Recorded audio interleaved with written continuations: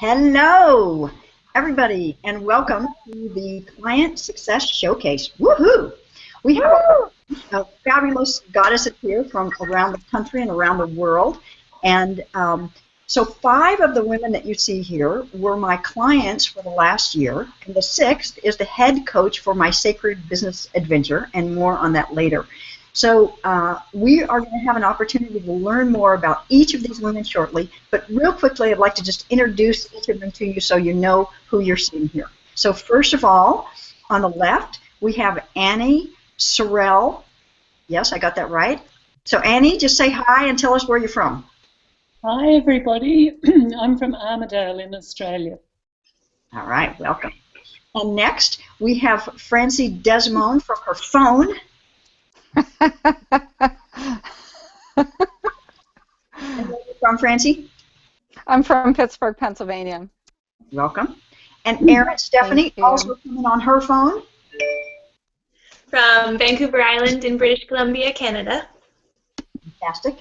And Laura Mazak-Ganak. Hello, everyone. I am originally from Argentina, and I currently live in Massachusetts in the United States. All right. And Meryl Hershey-Beck. Hi, I live in Tucson. I'm originally from Cleveland. And Sharon Matson. Hello, everyone. I am from Tempe, Arizona. Usually sunny, but rainy today. Right. So on this live on video training, you're going to learn from these 6 women what it took to create the business that they have today and what they had to overcome, what skills and strengths they had to build. So just like you, all of these women, just like you and me, started out with no business, just an area of expertise, a passion, a desire to help others, and a willingness to step out courageously. So their businesses are diverse, and you'll learn more about what they are in just a minute. So if you've considered becoming a coach or a consultant, helping people get results you know you can help them get much faster than if they're on their own, you're going to love hearing from these 6 women. And if you're concerned that maybe you don't have the expertise or the credibility to really step up and claim that you can help others, hearing from these 6 women talk about how they got over their own fears will be super helpful for you. So all of these women, except Laura, were part of my last year's year-long coaching program. And so before we're finished today, I'm going to share with you how you can create quantum leaps in your own business through joining us in next year's Sacred Business Adventure. And Laura is the head coach for that program. So be sure and stay on till the end because I'll be letting you know how you can have a conversation with either me or Laura to see if you might be a fit for working with us and creating your prosperous sacred business in 2016. So now, before we jump into the training with each of these goddesses that they've prepared for you today, I have 2 questions that I'd like each of them to answer so that you can get to know them and love them as I do. So, for each of you, I'm going to ask you the question, how did you come to the work you're doing today? What made you want to do this work? Okay, so let's start again with Annie. Okay, Annie, you're on. Thank you so much, Natalie. I've wanted to be a counsellor for many years, and I'd set up a practice and it wouldn't go very well, and I'd get disillusioned, and I'd go and do some more study, or I'd get a job, and then I'd come back to it again. And finally, when I enrolled with you last year, because it just kept drawing me, it just kept being my passion, what I really wanted to do. So finally, when I enrolled with you, that was my final attempt to get it happening. And I was really in a disheartened place. And working with you, with your guidance and support, I was really able to get clear about what I wanted to do. I decided that I wanted to specialise in working with people with horse riding fears because that's something I've worked through in myself, and really set about building a whole new business doing that. And I went flat out for about 5 months, really focusing on that, neglecting the counselling side, and all of a sudden the phone started ringing. I'd been working through mountains of fear. I'd been signing up with you and setting myself these big goals. I discovered that I had a lot more fear than I'd realised. And I worked through that fear, and the phone started ringing with counselling work as well as with horse work. So it really proved to me that But changing our lives is an inside job. But getting rid of those negative beliefs and fears and doubts is what it's all about. And so now I really love being able to work with people, helping them to clear their fears and to live the authentic life that they want to live, or to enjoy their horses. And I enjoy working with both groups of people. So awesome, Annie. Thanks so much for sharing your inspiring story with us. And now, Francie, how about you? Hi. Hang on a second. Having technical difficulties over here. I'm Francie Desmond. Yeah, this camera thing is going to be a challenge. And I'm a sailor. And when, God, that's really crazy. You're looking great. It's okay. All right. So I'm a sailor, and when I graduated college, my big dream really was to get on a boat and go to the Caribbean. And it's something that I did. I got on a 70-footer and went south and had horrible weather, and I sailed around the Caribbean, and I was always very concerned about healthcare and accidents, because when you're on a boat, there's no healthcare around. It was very difficult to find a clinic or a doctor, and I heard a lot of stories of people getting injured while on boats, and it's an exciting lifestyle to be away from everybody, and yet it has its challenges.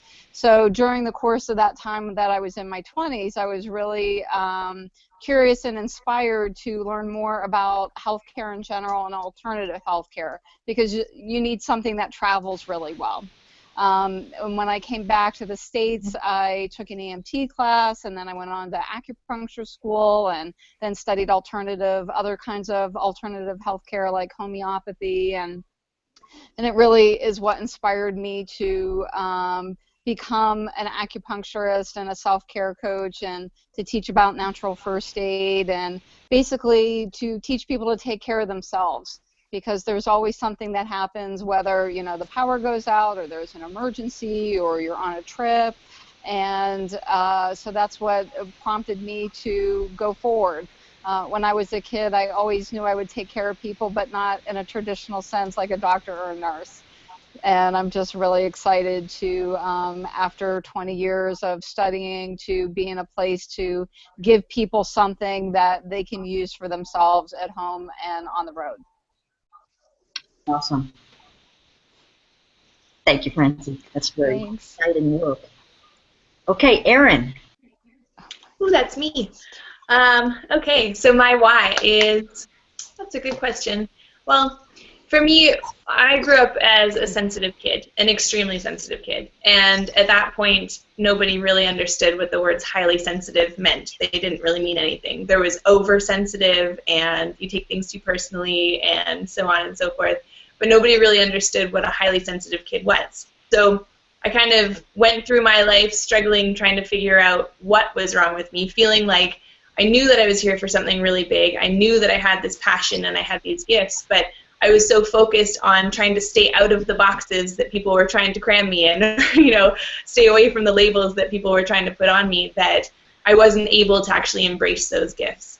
And so through the trainings that I've taken, through my life experience, through travel, through just getting to know myself, I've really tapped into what it was that I was missing as a kid and what my mom was missing as well. Because the more that I get to know her, the more I recognize that she was highly sensitive as a kid and didn't have that support. So there was no way that I could have ever expected her to be able to support me when she never had the support for herself in the first place. So I originally started working just with the kids, and then I realized that if I was sending them back to homes where their parents still weren't sure how to support them because they didn't have that for themselves, then I wasn't doing them the best service that I could. So I started working with full families, and sometimes I work just with parents, and other times now I'm working with highly sensitive people who don't have kids yet but who want to prepare themselves, by really getting to know who they are in themselves to feel more confident about parenting their highly sensitive children who they imagine will come into this world. So I say that I work with world changers because I feel like that's what these kids are, and I feel like that's what their parents are. And if we can support these kids to stay connected to their gifts, they're going to be able to come into this world and do exactly what they're meant to do, which is create big change. So that's why I do what I do. It's so beautiful to hear each of your stories because, as you can hear, each of these women has a totally unique background and history, and what I call your innate brilliance, and they have created a business out of that. I want you to hear that. It's so beautiful. Okay, Laura. Yes. So, growing up in Argentina, one of the things that happens, I think, with women in general, particularly Latino women, is that there's a lot of pressure in the culture for like women not to think as much. So I grew up a very strong-willed child, and yet feeling pretty disempowered. So when I became an adult, I was fascinated by art and therapy. I became an art therapist and a professional counselor. And with time, I noticed that I was not feeling as empowered as I really wanted to be. And I started noticing how women in general, when we turn into this archetype of caretakers and mothers and wives, we kind of forget about ourselves. And that was part of my journey. So I was actually disappearing in my own life. And that's what led me to see that not only I had my own transformation with the help of a fabulous mentor and coach, but I really became passionate about helping women be able to be themselves, get connected with their soul calling or their mission, be able to create a business doing what they love doing while they can still have a family. There's lots of women that I have encountered in my life that told me, I wish that I met you because I would still be married. I would still learn how to be myself and not feel like I have to forget everything in order to recover me. So that has been my journey, and it's been a beautiful one. I'm really, really happy to be happily married. I am a mom of a young child, and I'm really thrilled about what I do. So I'm very grateful to be here. Beautiful, Laura. So glad to have you doing this work. And Meryl. Hi, I'm Meryl Hershey-Beck, and I started out my professional life as a teacher. I taught high school English, and I taught math, and then I got involved in my own recovery because I, unbeknownst to me, had an eating disorder. I had binge eating disorder. And when I found recovery, then I wanted to help other people, and that's when I became a counselor. So I wrote my book, Stop Eating Your Heart Out, and my joy is teaching these techniques to others so they don't have to suffer, and to let them know they're not alone, and to let them know that they're not bad if they're having problems with food, with any of that stuff. And my favorite technique, which I'll be teaching later, is a tapping technique to help people eliminate the cravings so that they can actually choose healthy foods when the chocolate chip cookies are calling them, or the potato chips, or whatever. There's a technique they can use. And my joy, my absolute joy, is training with trainers so that the people who are working with these clients have more tools in their toolbox, whether they are coaches or fitness instructors or curves teachers or Jenny Craig or Weight Watchers, whatever, to have this kind of tool to help those people that really want to follow a food plan, and they fall off the wagon so easily because of the cravings, and I have a technique that'll work for them. Awesome, Meryl. Thanks. Okay, Sharon. Okay. So just like Meryl, and I think just like you, Natalie, I started out as a teacher. But I knew really early on I actually didn't want to teach children. My passion was adults, but there I was with starting with children.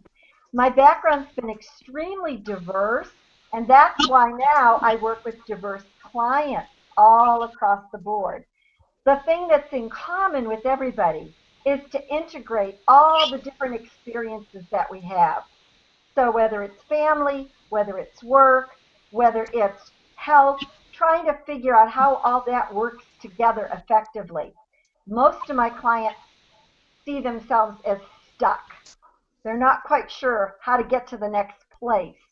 So my passion is to help people identify their purpose, figure out how to live it, get rid of the barriers that are in the way, and move forward. It's just exciting and heartwarming for me to see people living with a joy and excitement every day. Beautiful. Thank you. Thank you all.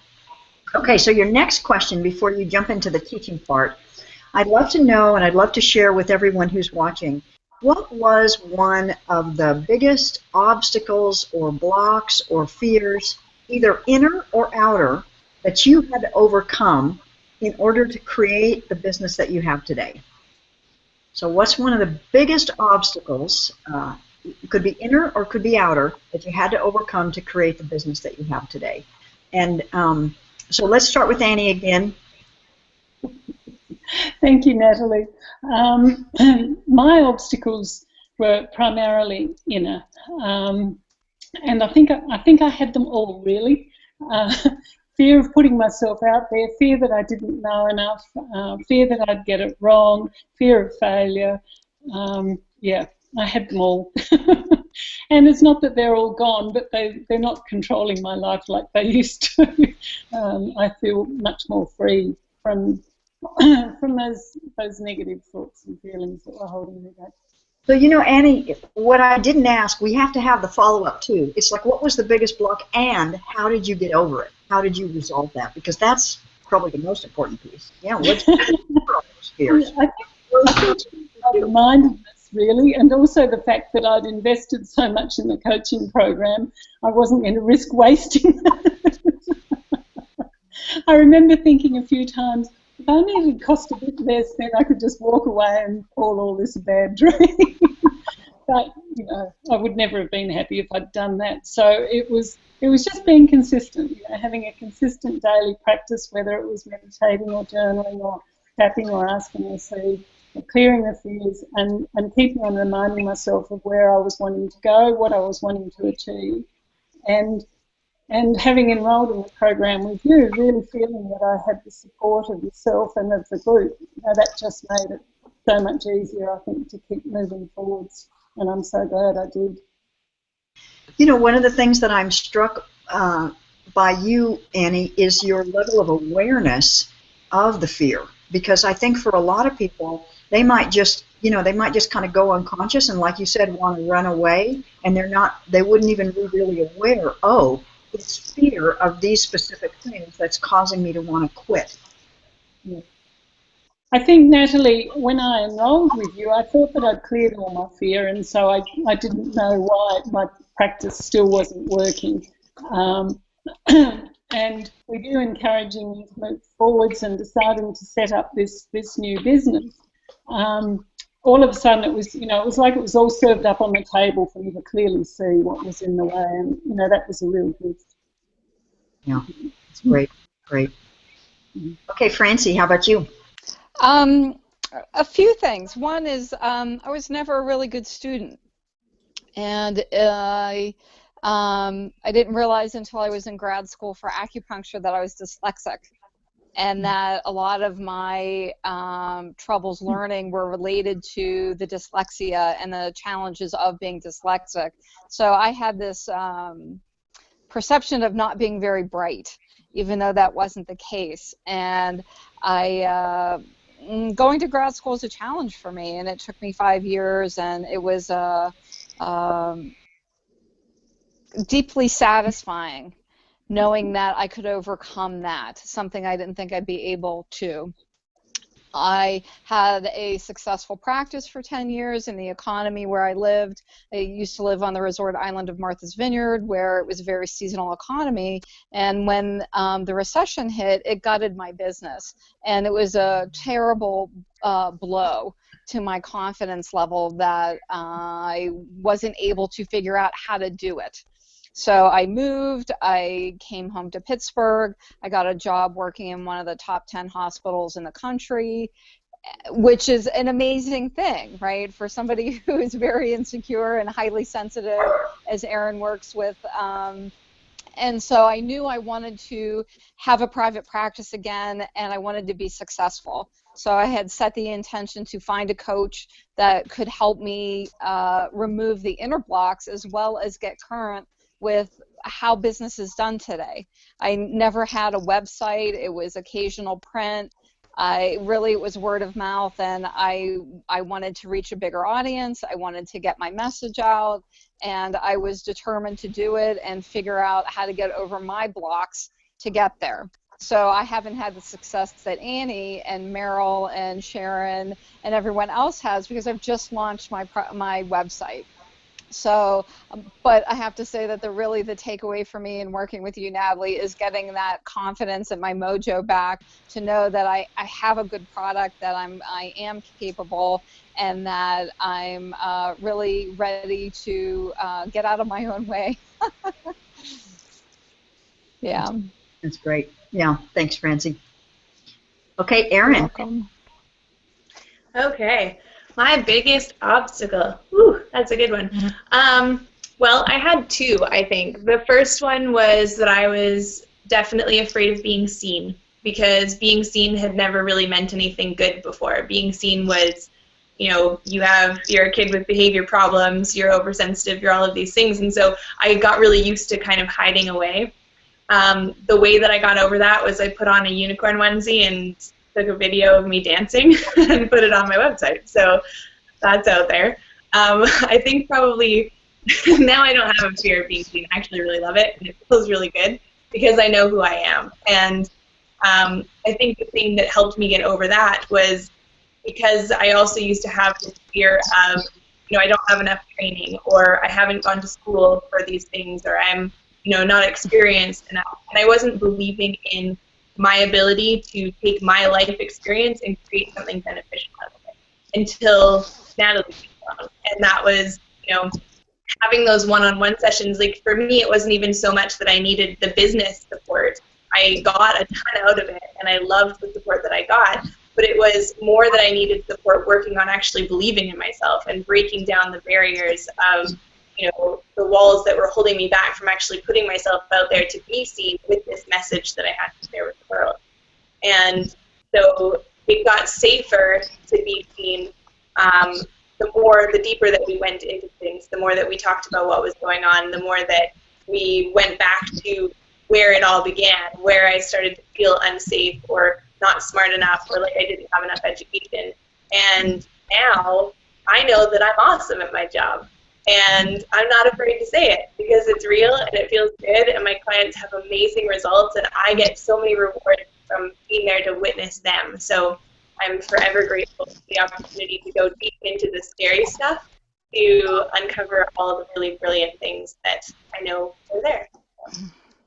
I love that. I wish I'd been taking notes. I deep into the scary stuff so that I can uncover the. It was beautiful, Erin. Thank you. Thank you. Yeah.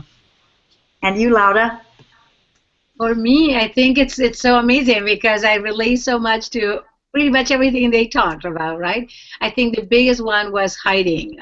Again, very similar to Erin. It was the idea of being seen. The first time we made a video, I was like, this is torture. This is so painful. And yet, it really created so much transformation that what really helped me overcome the fear of being seen and feeling that I could be judged in any way was to see that every time that I raised the scale and I either made more videos or presented in front of people, I would actually have an impact on people and I would get new clients. I created a program, and seeing people's transformation was really amazing. That's what really invited me to push through that fear, doing all the inner work. Of course, I had a fabulous coach, and it's really one foot in front of another, right? When the fear hits, it's like, okay, yes, it's part of the growing. So I call them growing pains. It's like it's part of the experience, and it really helps me to know that when I actually push myself to continue doing my mission, it really has an impact on others. And that is really fills me. So yeah, it's been a wonderful journey of learning and expanding. You know, I hope that everyone who's watching us is really witnessing that fear is just one of the elements that everyone is going to have. And even people that we look at and we think, oh, that person's so highly successful, they never experienced fear. They had to have. So it's affirming hearing you all say this. How about you, Meryl? So I Oh, well, I'll tell your audience that I did an earlier class with you, Holiday Biz Boost Buster, and I had a ton of tools, like, Yay High and all these tools, and I kept getting into overwhelm, like, I have all this stuff, but how do I do it? And I needed a coach, which was Natalie, to hold my hand and to help me go step by step and to talk to me over the phone when I did my coaching calls with her so that I didn't feel this overwhelmed, and I knew how to take a step and then another step and another step. Basically, the motto for me sometimes is action is a magic word, because I'd look at all the tools and go, where do I start? And I just had to learn to start somewhere, and then I got help from you, Natalie, on how to keep going with it. Yeah, so even coaches need coaches, don't they? Yeah. And you, Sharon? Well, I will say it was a couple of different things that were blocks. And one was kind of relating what you were saying, Meryl. I had so much experience and so much different work of training, facilitating, career coaching, diverse experience. It was how to pull all of that together and use it. And I was thinking that when I started my coaching practice, I have to focus just in one way. And what I really appreciated was remembering that I have all these tools. Just start using them. They aren't necessarily separate. They're all connected. So that was one aspect. And the other was the internal work. And I don't know about anybody else, but I don't think internal work ever ends. It just goes to different levels. So for me, originally the internal work was, do I have something to share? And then I learned really quickly, everything I was sharing with somebody else, I'd like to say, could we change seats now? Because you just told me something. Now, how about you help me with the same exact thing? It's like your own life experience or my own life experience was reflected and is continuing to be reflected in those that I get to coach. So it's a two-way street for me. And I continue to grow. I just personally know once I overcome one area of internal growth, there's the next one to do. So I don't ever see myself not having a coach. I've had coaches before. I had you as a coach, Natalie. I'll have you as a coach again for a while. And I'll just constantly have a coach because I think that's important. If I'm a coach, I need a coach. Keep growing. I'm with you there, Sharon. Okay, now we get to the juicy part. It's been juicy already. It gets even juicier because we're going to give each of you an opportunity to just give us a little training. Just do a little teaching of something that you are passionate about, something that you help your clients with. And we haven't spoken about this, so I really have no idea what everybody's going to do. Do any of you have any kind of a time limit? Do any of you feel like you need to go first, or should we just go in the same order we've been going? That's fine. All right. Okay, Annie, you're number one. I'm in the hot seat again. Thank you so much, Natalie. I thought that given that the people who are watching this are probably thinking about making changes in their life, that we'd do a little tapping exercise around that issue of making change, because I'm very aware that we are inclined to have an ambivalent relationship with change. There's a part of us that doesn't want to be stuck in a rut, that wants new and interesting and better and more. But there's another part of us that says, I'm comfortable with my discomfort. I know the rules of my life as it is now, and it's scary to think about changing that. So I thought we could just do a little bit of tapping around that to see if that might help people to have a little bit of a shift around whatever might be making you feel uncomfortable when you think about making some change. So, Natalie, I'm wondering, would you be happy to tap along with me? Sure. And can we all tap also? Absolutely. That would be great. If everyone's happy to. Maybe, Natalie, if you could be my echo, please. I don't know if it's going to work if we're all repeating, but let's try it and see if it does work. And if it doesn't, I'll mute everybody but me and you. All right. Cool. Okay. So, starting with the started. If possible, if you could put your camera down a little lower, because because then it'll be easier for us to see your hands because they're covered up by all of our faces down there. Yeah, sure. Okay. So just tapping on the side of your hand and just tap along with us and repeat what we say. Even though a part of me has this fear of change, Even though part of Me has this fear of change. there's another part of me that is willing to be open to new possibilities and opportunities.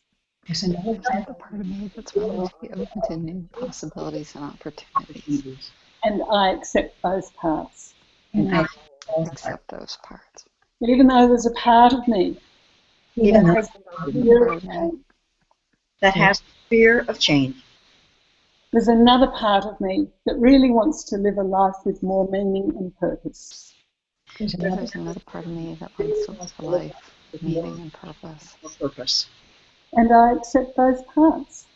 And I accept both parts.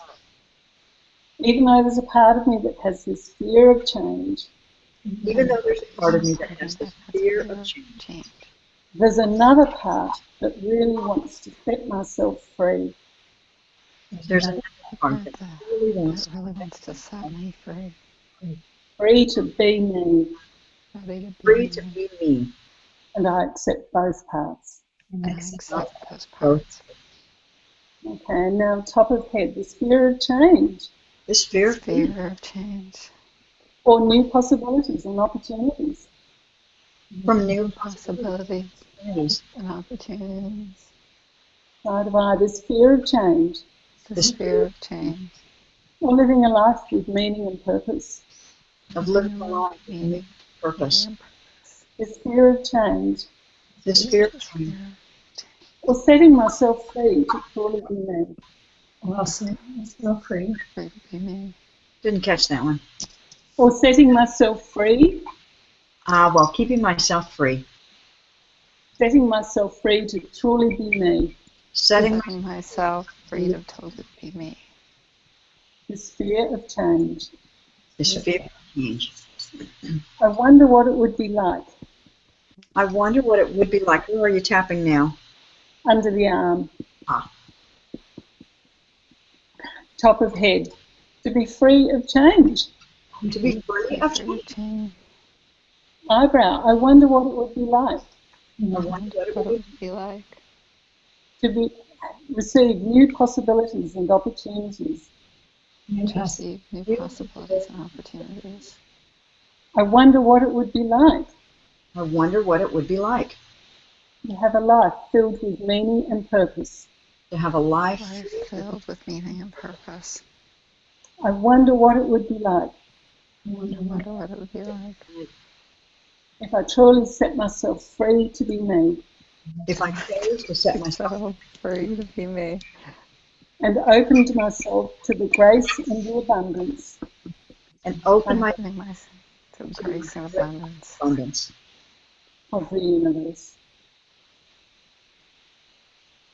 What was that, Annie? Of the universe, or God, or Source, whatever you want to call it.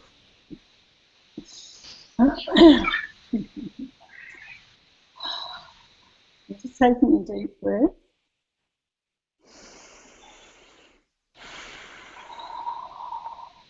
And just to finish up with a couple of Access Consciousness expansion questions. These are questions that we ask because we don't know the answer to them. And we're asking them of God or the Source or the universe. And so I'm just going to ask a question, and all you need to do is to listen to it from a place of also wondering. And the universe or God or the Source will answer in its own time and in its own way, which is often an unexpected way. Okay? So you just tune in and listen. What energy, space and consciousness can I be to be fully open to new possibilities and opportunities coming my way? Just letting that float across the ether. What energy, space and consciousness can I be to live a life filled with meaning and purpose?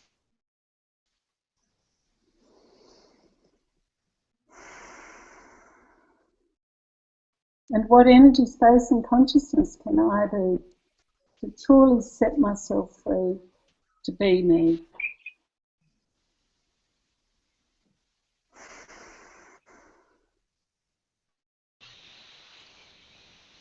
That's it. That's so beautiful, Annie. Thank you so much. I love that tapping and the access consciousness questions. So, Annie, tell us how can people find you? How can people learn more about you and your work?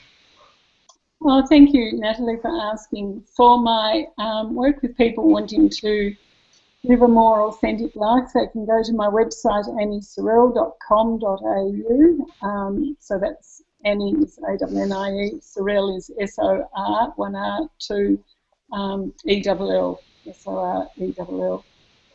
For my working with horse things, it's yourhorsepartnership.com. Great, and I'll hear from people if they want to inquire about working with me. Say that one more time. I'd love to hear from people if they'd like to inquire about working with me. Yeah, great. I'll make sure that we send out those links to your websites in the follow-up email too. So if people didn't get them down, they can get it now. Thanks you. So much, Natalie. Okay, Francie, you're on. Okay. Over the years, I've noticed there were 4 areas that people needed support in to have a healthier life. I call them my 4 pillars. The first one is eating well, and that may or may not involve organic food depending on your budget, but you want to eat fresh, local, in-season food, prepared, avoid fast food. You want the best quality ingredients and do as well as you can by yourself in your food. It really is very important for your energy. And research has just come out that brain function is directly related to GI function. So one of the things I can help you do is get your digestive system operating optimally so you have the best possible brain function as well. The second pillar is exercise, and that could be as simple as doing Qigong, Tai Chi, going for a walk, yoga. For people that are in better shape, then you would add more strenuous exercises and weight training, and that's something also to increase your blood circulation, again, for optimal brain health. Even if you're having trouble and you have injuries and things like that, you can do exercises from your chair. Breathing exercises, stretching, things like that. The third pillar is more external, which is environmental toxins, which could come in your cleaning products, things in your home. Dust, mold is really bad for our systems overall. Having the phone next to your bed at night isn't very healthy for you because it's always picking up a signal and disrupting your sleep. So that's something you want to put across the room. Power down over an hour before you go to bed at night. Your sleep is crucial. Really, between food and sleep, those are the 2 most important things that you can do for yourself. And we're hyperactive in life and really need sleep to rejuvenate. The other thing with environmental toxins, which I think we have to add, is toxic people. We keep people around well past their due date. And sometimes when you're growing and expanding, people that you've known a long time have a vested interest in who they thought you were.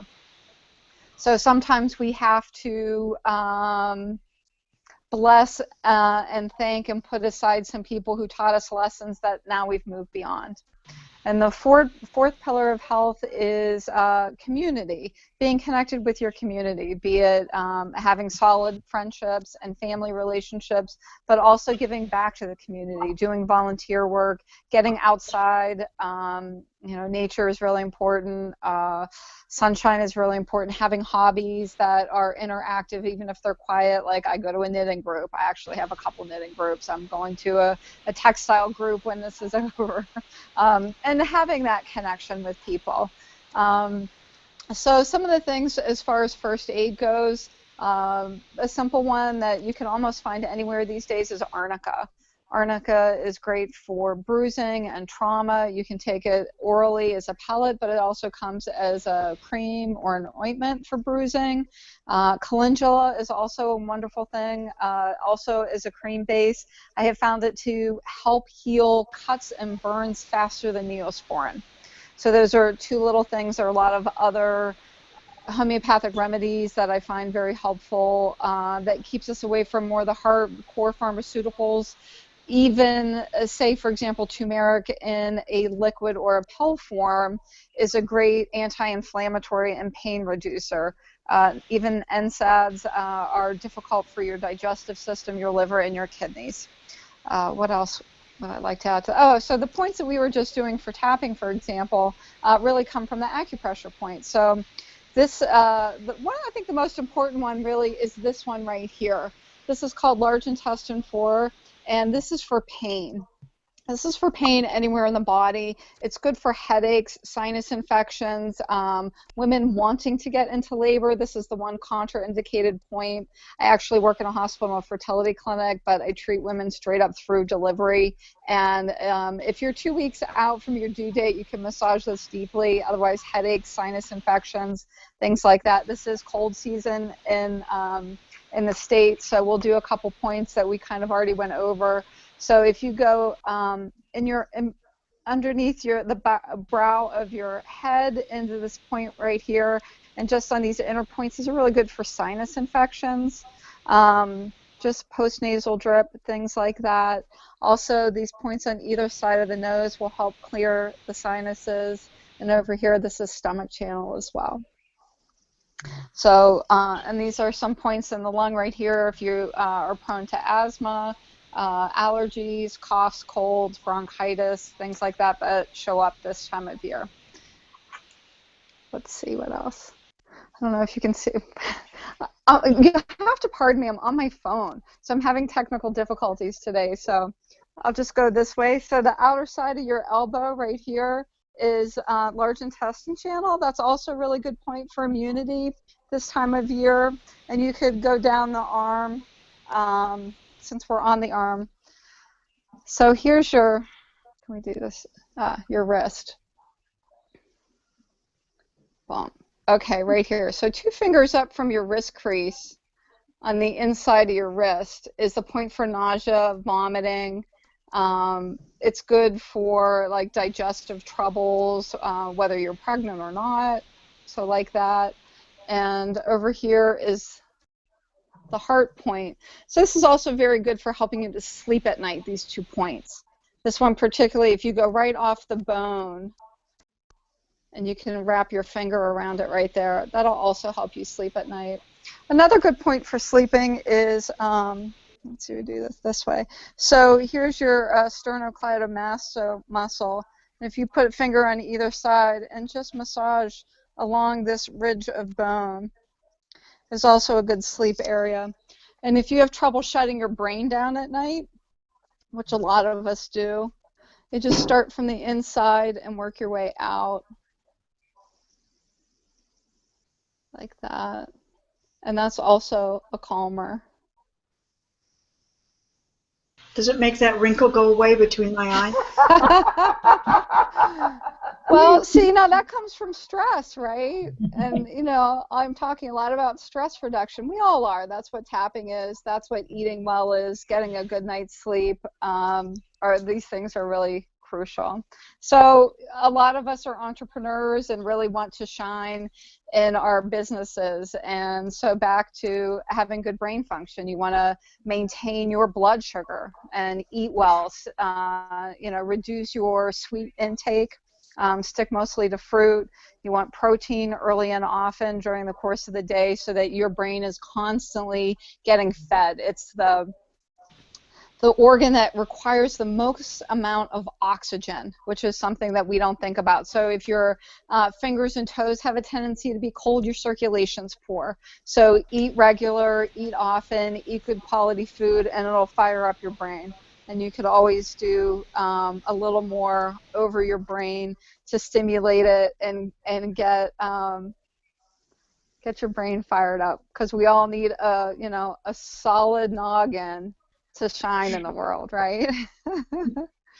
And so those are a few of the things that I find important in our health and welfare. And yeah, that's about it. That's my little takeaway for today. Thank you, Francie. Excellent, excellent. You're welcome. Tell us how folks can reach you or learn more about you. My business is called Navigating Wellness, and it's navigatingwellnessllc.com. And you can reach me there, and so that's my website. It has the different programs that I offer. I can do acupuncture locally, or I can coach over the phone, or on Skype, or on the internet. I have one of the things I've found that what really makes a difference in people's health is resolving the other issues. So your mental, emotional stuff manifests in the physical. So I'm really about treating the whole person. Awesome. Thank you. Thank you, Natalie. Okay, Erin. Oh boy. Okay, so I struggled a little bit with choosing what I was going to teach today because I couldn't tell everybody to have paints ready. But this is something that's going to be really easy for you to do, and you'll be able to remember it. I'll explain it very simply. And basically, it's just putting how you feel onto a canvas. Because I work through the chakras with my clients, and like Francie, like you just said, I totally believe in supporting the whole person and working with the whole person. And so I don't just feel that, you know, we have this physical thing that's come up in our body and that's all that we need to heal. I feel like there's an emotional root. There's a, you know, whether it's an experience or a past trauma or something that's happening right now that we're not conscious of. Mm-hmm. I feel like these are the things that are happening that are causing the physical experience to manifest. So, okay, so I'm going to show you. As you can see, probably behind me, I'm just going to open this up so I can. Hold on, yeah. If it's possible for you to see, we got this block of people. Mm-hmm. It's hard for us to see what's behind you. If you could possibly put your phone down, yeah. Much better. Okay. All right, let's see what happens here. Let's just hope that it doesn't fall over. Right. Okay. So as you can see, I create art. This is what I do. I work with my clients through art. I've never gone to school to be an art therapist. This is just something that came out of me. And I started creating, for each step that we move through my programs, there is an art project that we do. And if that art project doesn't suit what's going on with the particular person, then I'll create a new one. So these are just things that come through me inspirationally and that are a ton of fun. And so basically what I've done is I have grabbed some paints, as you can see. I have a variety of paintbrushes. Now, the really nice thing is that the dollar store super rocks. So you can pretty much get whatever you want from there. All of my paints come from the dollar store for the most part. Well, I'm getting a little more fancy now, but I started out at the dollar store. So basically, what I do with my clients is one of these, actually the one that I'm going to show you today, is just to simply put onto the canvas how it is that you're feeling. Because I strongly believe that your emotions can become a masterpiece. I feel like so often we don't allow ourselves to actually feel the root of what's going on with us, and we, you know, kind of brush it off like, oh, well, I should be happy because I have this, and I should actually feel this way, or it's not that bad. But what happens when we don't really allow ourselves to feel that feeling all the way down to the depths of what it's trying to tell us is that we deny a piece of ourselves.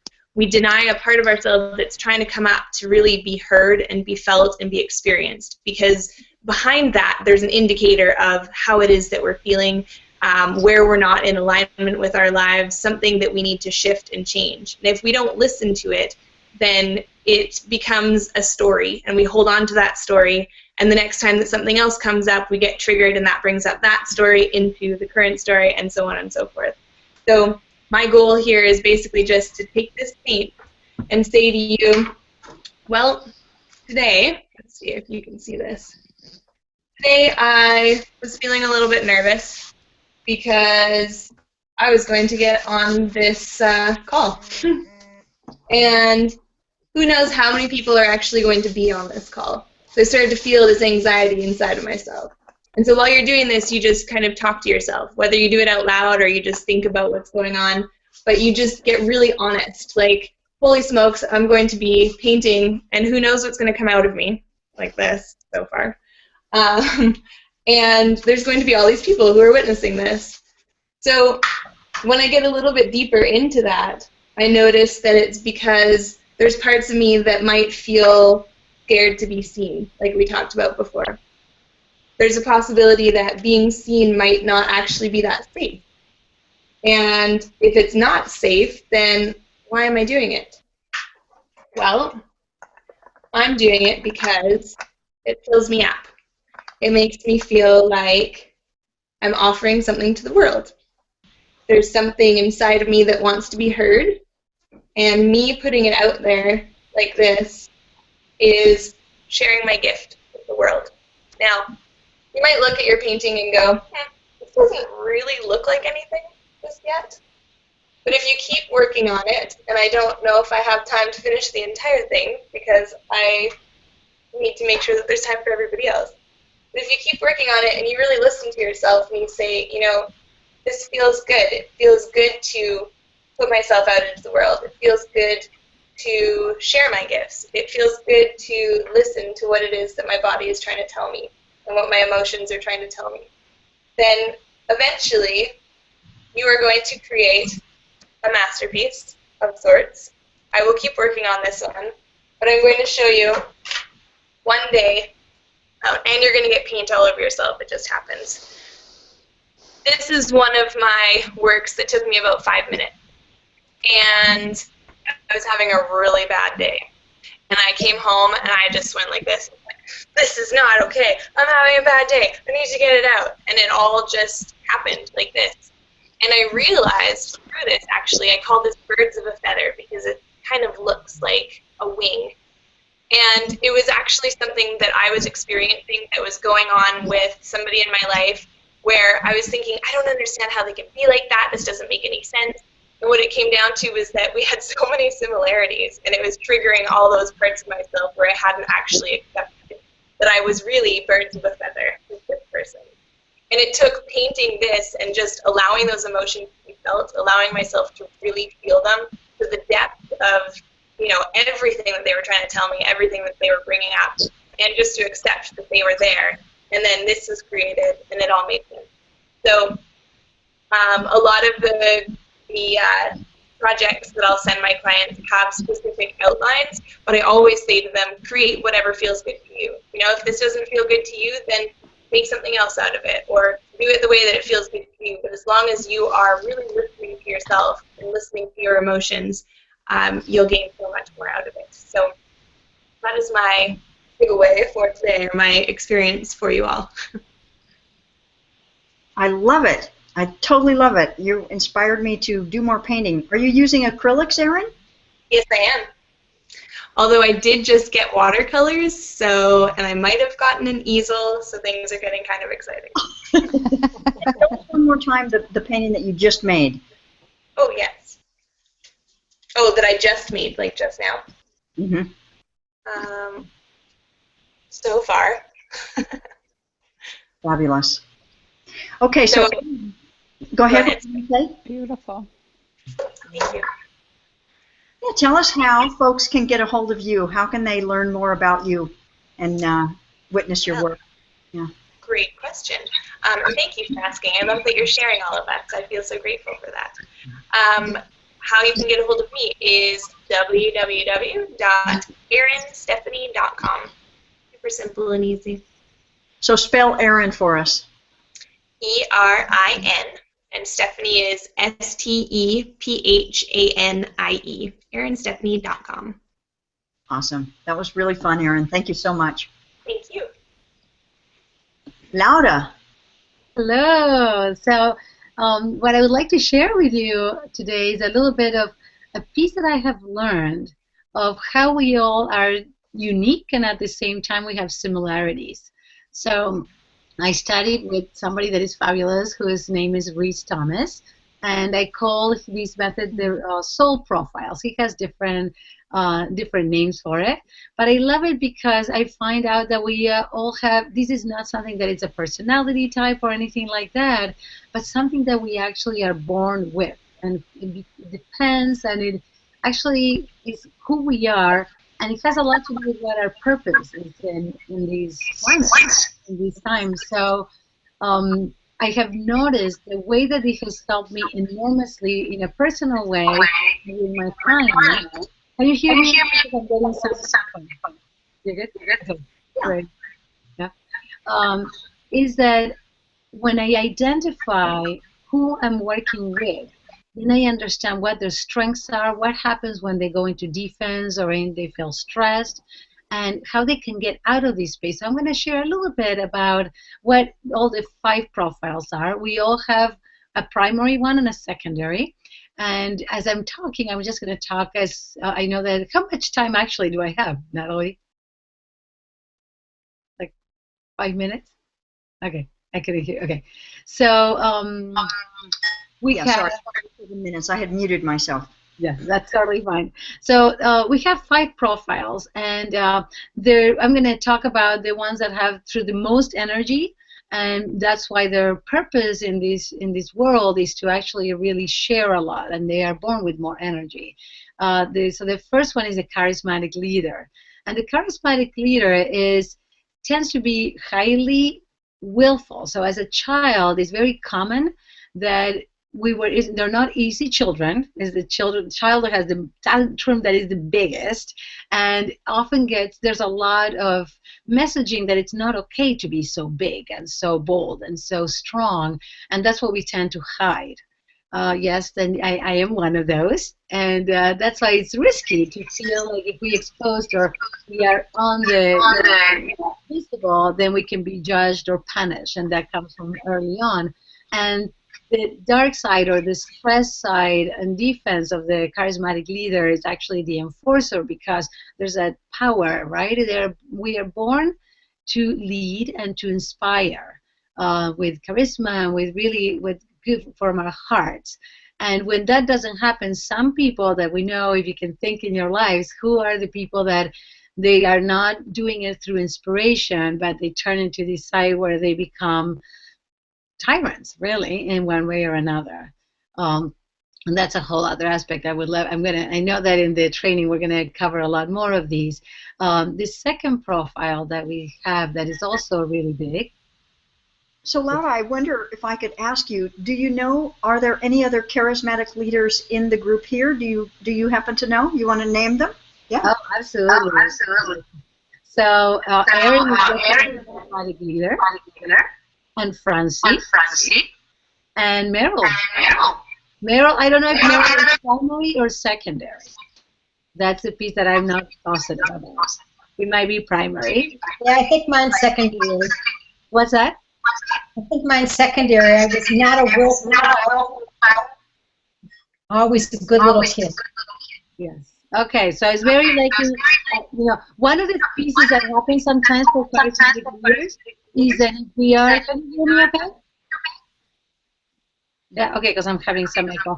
Is that we can make a vow to never be upset or never be too big, because that caused us a lot of trouble growing up. So that's one piece that sometimes can happen.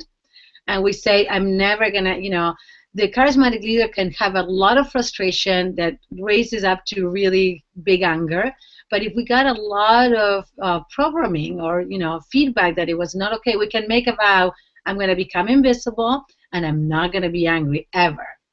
Now, we really bring it inside, right, when we have it. So there's Meryl, yes.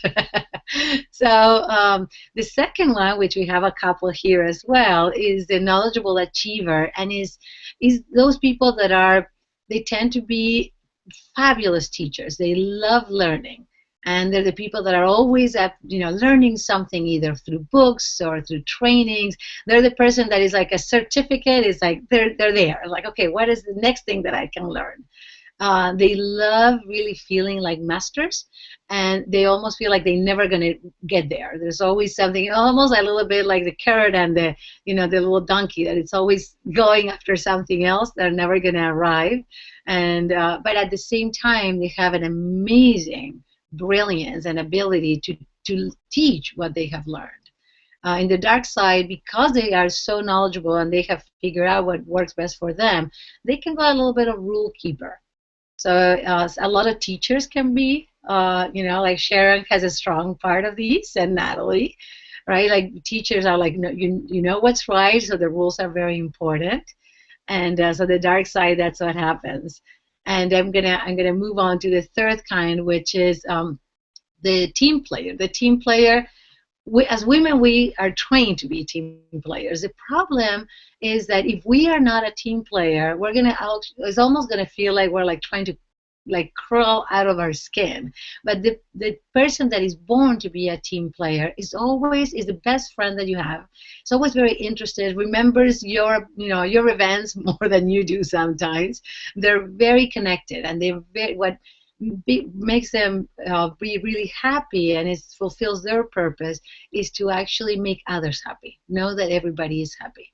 Now, when a team player goes into defense or goes into their very stressed, they turn into people pleasers, and they start resenting the fact that they're doing too much. And you may know someone like that in your life. My sister is one of them, and I have a few clients. I'm going to keep on going. So we have the creative idealist. And the creative idealist, Natalie knows this one as well, fabulously brilliant people, and they're full of amazing ideas. One of the biggest challenges for creative idealists is to actually stay focused, because there's so many things coming into the brain, so much stimulation, that is really hard to just pick one thing to do. And I believe we do have a couple of people here as well.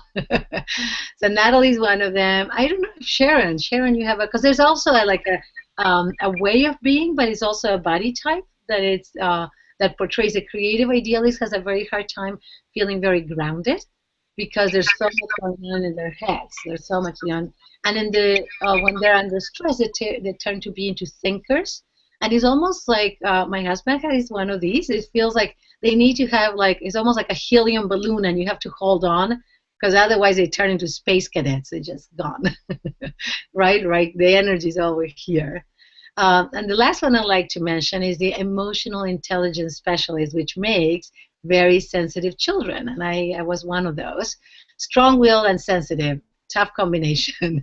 And the sensitive people in our world are the people that are incredibly emotional and very, very sensitive. Is that if you have the characteristic that you walk into a room and you know what's going on, what is the energy that is like floating around, what's happening between people, you can literally feel it. I was like, and it's highly intuitive.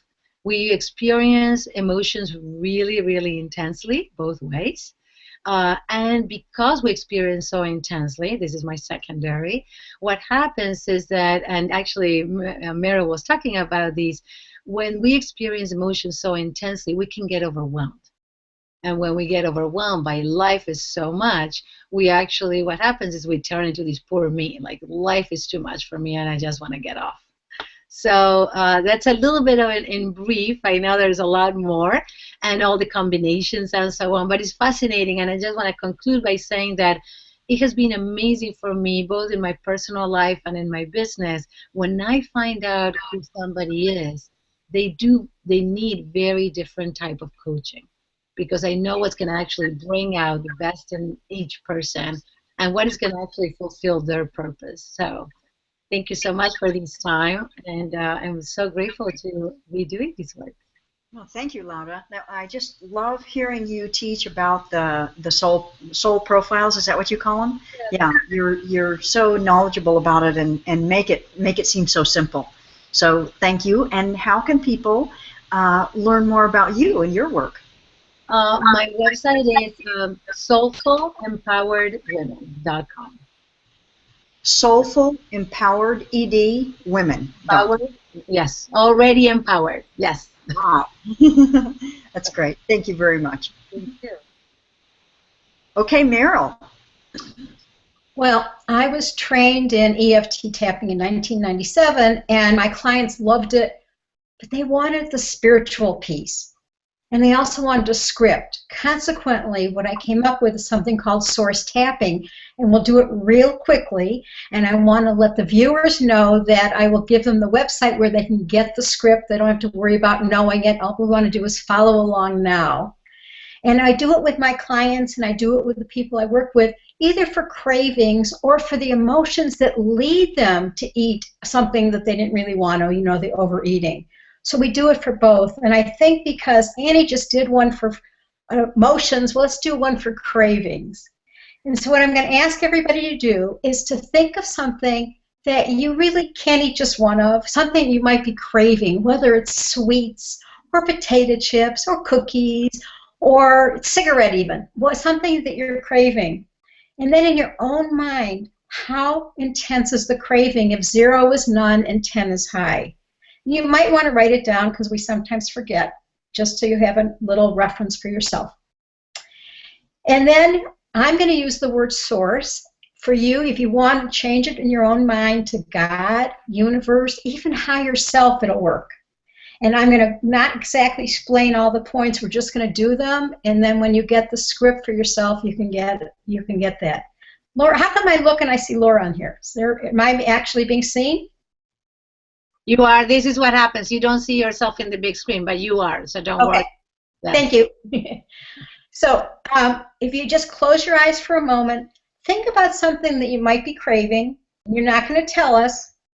And how intense is it? And then in your own mind, say a little prayer, and it can be as simple as, Source, God, Universe, please help me with this. And then open your eyes, and then you're going to repeat after me and tap where I show you. We're going to start with the edge of the hand, either hand, and you can't do this wrong. And repeat after me. I release this craving to Source. I release this craving to Source. To transform it. To transform it. And my relationship to it. And my relationship to it. Never to take it back again. Never to take it back again. Or passively receive it back. Or passively receive it back. So that this item becomes a choose to. So that this item becomes a choose to. Rather than a have to. Rather than a have to. And then the heart point, in the U.S. we pledge allegiance here, but it's left side of chest. Unless you're wearing a pacemaker, use your right side. It's a lymph drainage point. Gently go around in a circle. Even though I have this craving, I want to totally and completely accept myself. I want to totally and completely accept myself. Even though I sometimes eat or drink too much of this. Even though I sometimes will drink too much of this. I want to totally and completely accept myself. Even though I have this craving, even though I have this craving, I'm ready to release it now. Top of head, I bring in Source into all the branches, to the deepest roots, around this craving, asking for healing for the highest good. So what we're doing, just a little aside, what we're doing is we're as if we're a tree, and the branches of the tree are what we're conscious of, and the roots are the unconscious. So we're releasing all the way down to the roots. And now when we touch the points, I use both sides, but it's totally up to you. You can just use one if you want. So the inside edge of your eyebrows, I release the sadness in all the branches to the deepest roots around this craving. And then just hold your fingers there and exhale out the sadness. Under eye points, I release the fear in all the branches to the deepest roots around this craving. Holding your fingers there, think about any fear and exhale it out. Under nose and under lip at the same time, I use my thumb and first finger. It's up to you how to do it. I release the shame and embarrassment in all the branches to the deepest roots around this craving. Hold, think about any shame and embarrassment, and exhale it out. Just 2 finger widths below your collarbone. I release the hurt and grief in all the branches to the deepest roots of all this craving. Hold, think about any hurt and grief, and exhale it out. Just below just about 4 inches down from your arm pit, I release the guilt. Release guilt In all the branches to the deepest roots around this craving. Hold, think about any guilt, and exhale it out. In between your eyebrows, third eye, I release the trauma in all the branches to the deepest roots around this craving. Holding, think about any trauma involved, and exhale it out.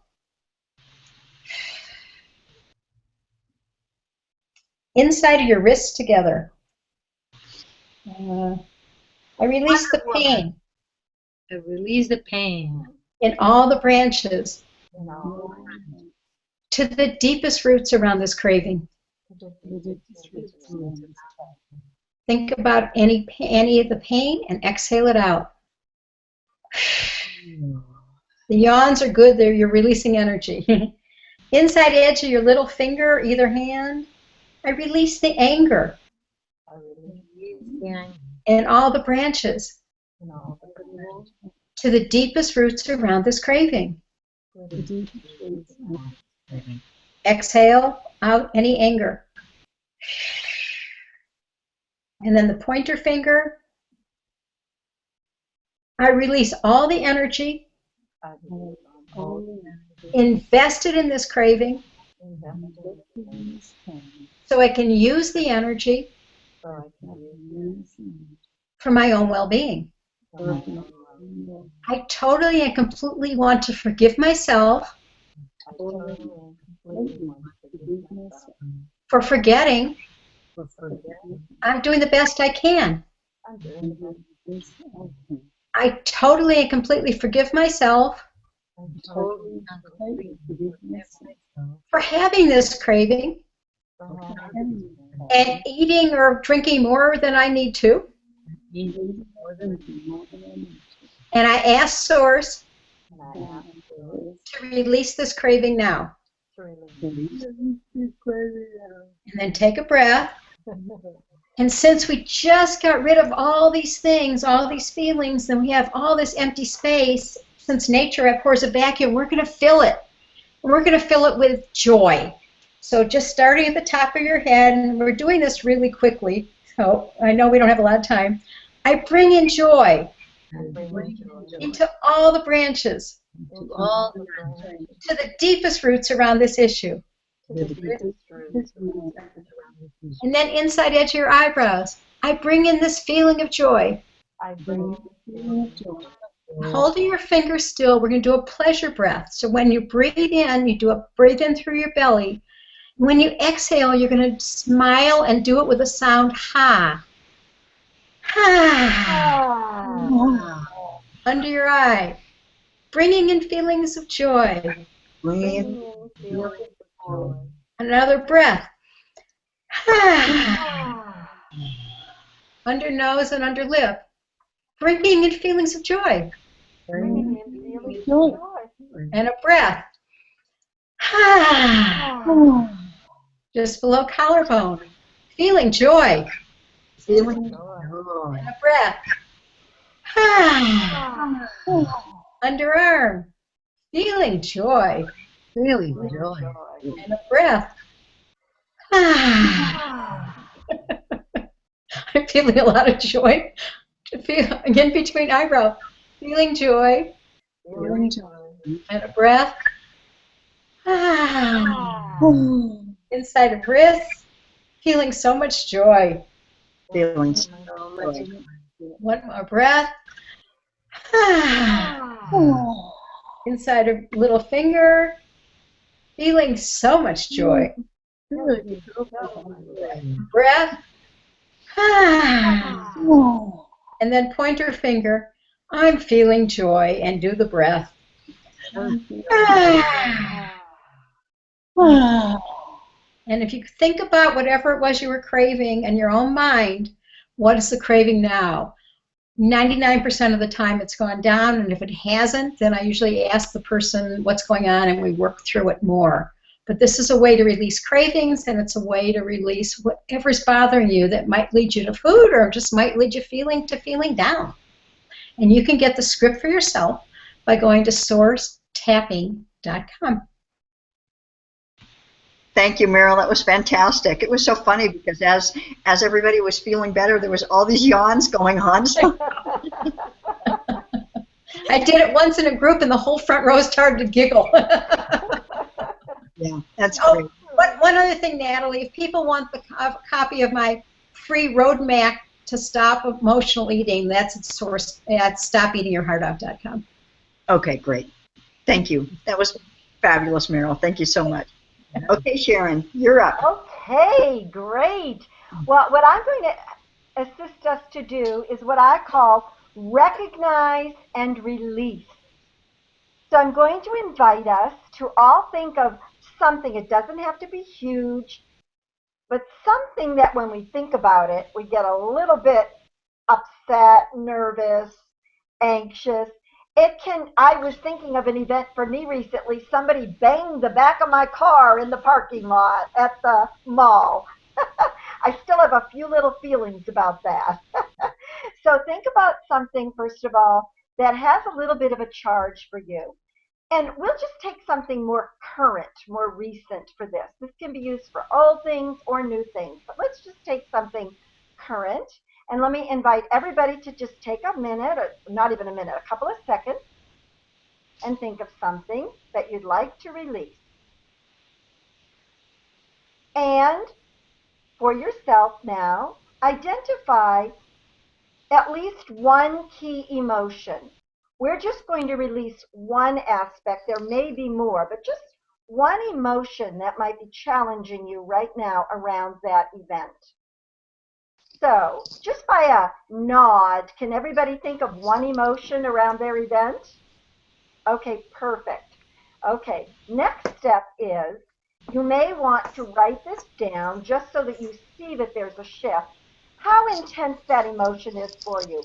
Between a 0, it's not even there, a 10, I'm over the edge. So just for yourself for a moment, just identify how intense it is for you. Next, I'm going to ask you, you do not have to state this event, you do not have to name the event. If we were doing it together, I would ask you to name the emotion, but I'm not going to have us do all of that together, but I want you to identify the emotion. And I invite you to come up with a visual representation of that emotion. It could be anything. It could be a teddy bear. It could be a balloon. It could be a house. It could be any kind of object or symbol that comes to your mind that will hold that emotion for you. Any kind of symbol. Can everybody think of something?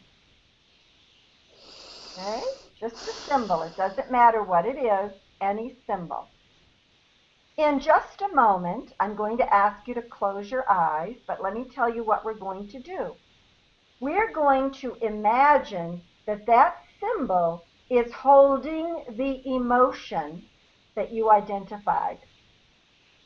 And we're going to invite that symbol to grow. We're going to invite it to grow as large as it wants to. It can grow bigger than your house. It can grow bigger than your state. It can grow bigger than your nation. It can grow bigger than the earth. We're just going to let that symbol grow as big as it wants. And we're not going to force it. We're just going to enjoy seeing it grow, grow, grow. And we're going to keep our eyes closed for this. The one thing I'm going to ask you is once it has finished growing, just maybe put your finger up so that I will know that everybody's symbol has finished growing. There's no length of time and there's no amount that it has to grow, but please just allow it to grow as much as it wants. Okay? So, everyone close your eyes.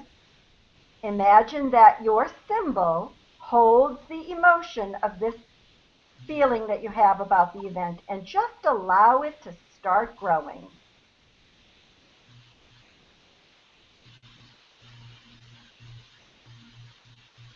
It keeps growing, growing as big as it wants to.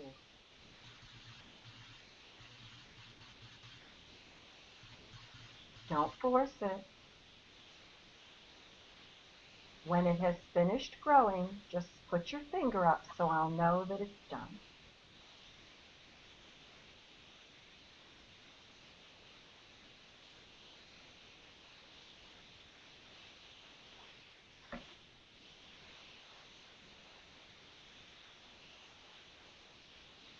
Okay, keep your eyes closed now.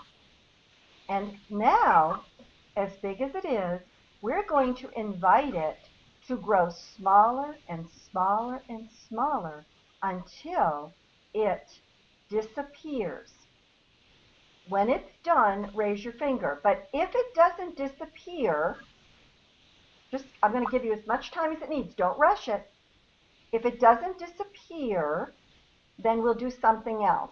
But let me see by your finger when it's gone.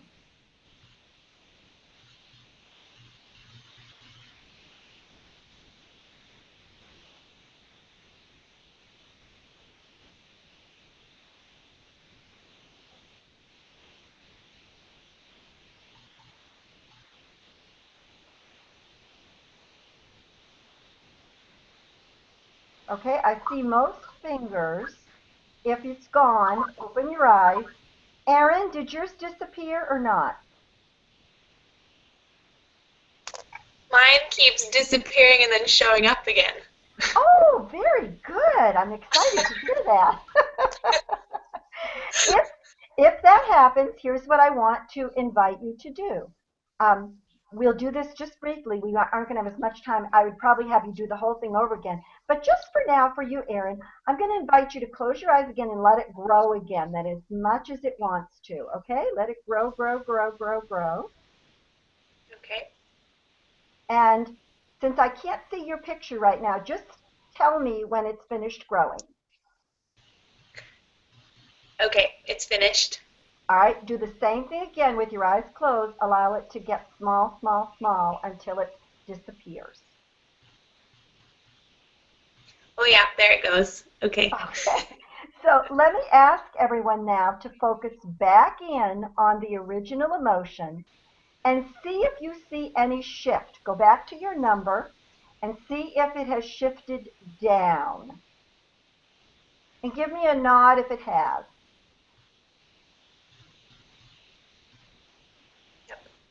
Everyone? Okay. This was a very simple procedure. And if you had an event that was really challenging, I would be inviting you to look at every single emotion in that event and walk through this growing and releasing. The goal here is to soften and hopefully eliminate the emotional content. So then you can look at the event again and determine if you need to do any more work to release it, or maybe just releasing the emotional content was enough so that you can be free of it. It's another version of acknowledging what we're dealing with and releasing it. And then I would say to you to say out loud at the end, this is where I am. So let's just all say it. This is where I am. This event is not me. This event is not me. And I release it now. and I release it now. Another tool to help us become more free of those emotions that get in the way. Sharon, thank you. That was delightful, very helpful. Good. And so, Sharon, how can people reach you, learn more about you, find out about your work? Okay, my website is SharonMattson.com, but I need to spell that name because nobody gets this name right. It's SHERAN and then MATTSON. It's like she ran, because she usually is. I like that, she ran. That's great. That's great. Thank you, Natalie. Well, thank you so much. This has been fantastic learning from all of you. And now, like I promised you, I have something to share with you also. And so what I'm going to do is actually share my screen with you. Let me make sure. Yep, okay, good.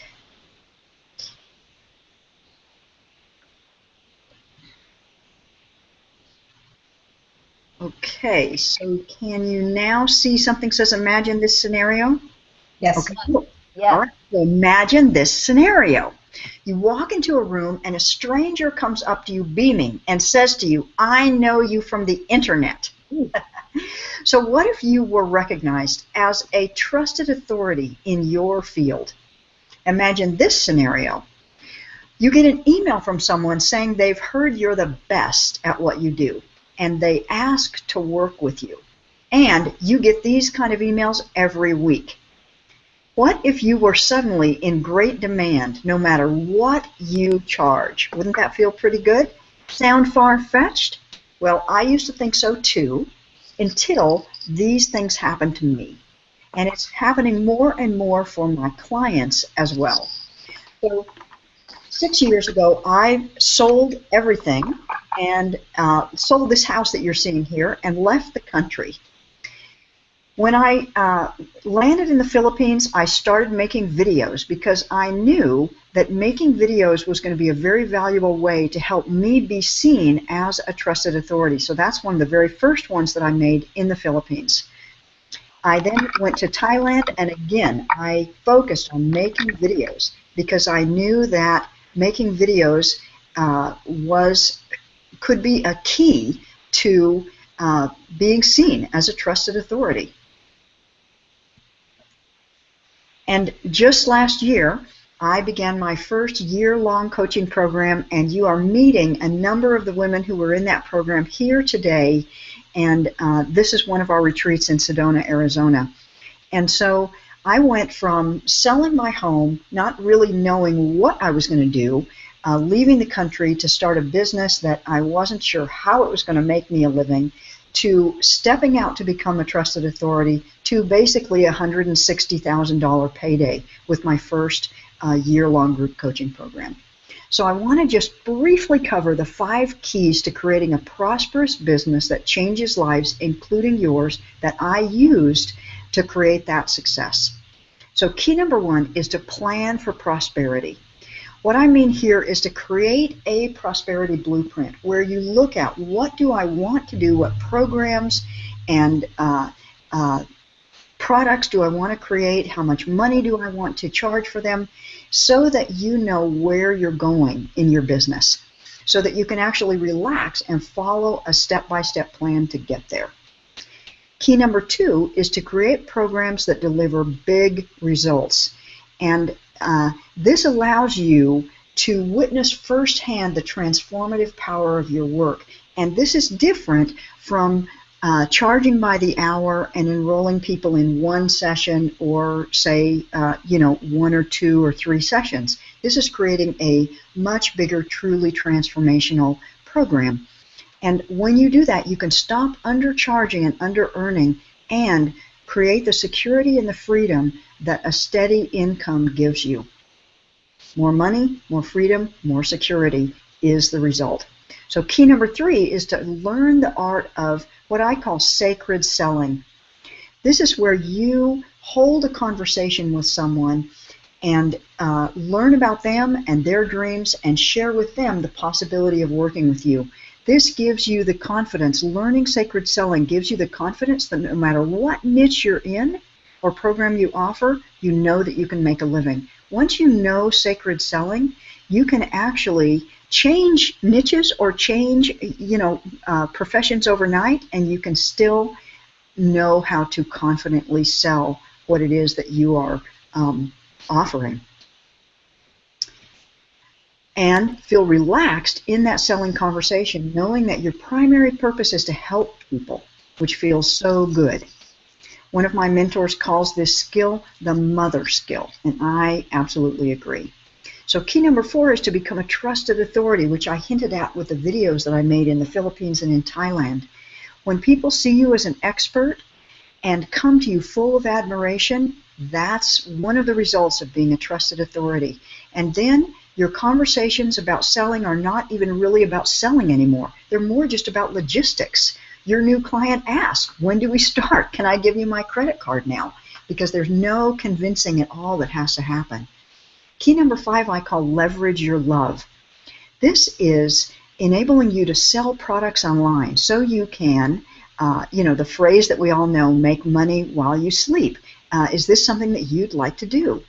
Would you like to lead group programs so that you can help more people, charge them less, but you make more without working more? This is part of leveraging your love. So the 5 keys are plan for prosperity, create platinum programs, sacred selling, become a trusted authority, and leverage your love. So these are the 5 keys that I and Laura are going to teach in the Sacred Business Adventure year-long group coaching program. It will enable you to help people by doing what you love. It will enable you to create a business that pays you for making a difference, or even take your current business to the next level. It will help you to enroll the best kind of client, the client that comes motivated, committed, wanting to do their homework and happy to invest with you. It will help you know that you are finally doing the work that you were born to do, to step out of that dollars per hour grind and get paid for the transformation you guide your clients toward, and finally get the freedom and the security that come from making a steady income you can count on. So the Sacred Business Adventure, I'm going to tell you what's included. It's a year-long group program for women only. There will be 3 live events, each of them 3 days long, where you'll get together with the other women in the program and really make a huge progress toward creating the next steps in your business. These will be, you'll fall in love with each other, but you'll also get a lot done at these live events. You'll get private coaching with your own coach. There'll be 5 virtual workshops where you will learn those 5 keys that I told you about, the sacred selling and the creating platinum programs, all of that. You'll have a private Facebook group and a mastermind group so that you will really have that connection with other people to help motivate you, help encourage you, help inspire you, and you will serve as a motivator, a helper, and inspirer too. There'll be group coaching calls where you get laser coaching and your questions answered so that you will never go more than just a day or 2 without being able to get your questions answered. Not only will you learn marketing in the program, but we also help you build your mojo. Francie mentioned mojo while we were talking. So that means that you'll increase your level of courage and confidence, increase your calm, your creativity, and your charisma. So there are some bonus coaching sessions with handwriting analysis, so you can learn how to actually change your life just by making some changes in your handwriting, and also creating your custom money map and becoming a money magnet, with Laura helping you do that. This program will help you help more people, make a bigger difference, do the work you were born to do, make more money, and acceptance in the sacred business. That should say adventure, that's a typo, is by application only. And so if your application is accepted, Laura or I will meet with you on the phone or on Skype to create your 2016 Prosperity Blueprint. And together we'll map out a plan for what programs and products you'll create in the coming year, what money that those programs and products will bring in, and also what fears and doubts need to be released in you. You know, what overwhelm or what obstacles are in your way that need to be resolved. what skills, resources, or support you'll need in order to create that, make that happen. And you'll finish with a plan to create the programs and the income that you desire in 2016. So there's zero pressure here. It's win-win or no deal. We only want people who really want to be in the program and who we think will be a great fit. So of course, we'd love you to join the Sacred Business. You can see I used my microphone, let the computer type for me, and it doesn't know the word adventure. But we're happy to give you the gift of the 2016 Prosperity Blueprint, whatever you decide. So to fill out the application, to have a conversation with us, please go to this link. It's tapintomoney.com/application. And we're asking for a $100 deposit just to make sure that we only speak to people who are sincere about growing their business. That deposit is completely refundable. If we decide that you're not a fit for the program, we'll immediately refund your deposit. And if we create your 2016 Prosperity Blueprint and you prefer not to join the Sacred Business Adventure, we will immediately refund your $100 deposit. If you decide to join us in the program, we apply the $100 to your program deposit. So we'll discuss the different levels of the program and the investment structure after creating your 2016 Prosperity Blueprint. So there's simply no way you can lose by putting down that deposit and filling out the application, because we will help you create that Prosperity Blueprint for your next year. So to apply for that complimentary blueprint, just go again to tapintomoney.com application. So thank you so much for letting me share that with you. Let me unshare my screen so I'm back. Yeah, thank you, everybody. Look at that. It's gotten dark during our conversation here. So this has been super, super fun. Thank you, everyone, for joining us. We lost Francie, don't know why, but thank you, Annie, thank you, Erin, thank you, Francie, who's not here right now, thank you, Lauda, thank you, Meryl, and thank you, Sharon. And if you'd all like to just say a little quick goodbye, then we'll sign off. Bye, everybody. Thank you for putting these together. Thank you. Yeah, thank you. Yeah, it was a blast, wasn't it? Yeah. That's right. Okay, thanks, everybody. Signing off. Bye-bye. Bye.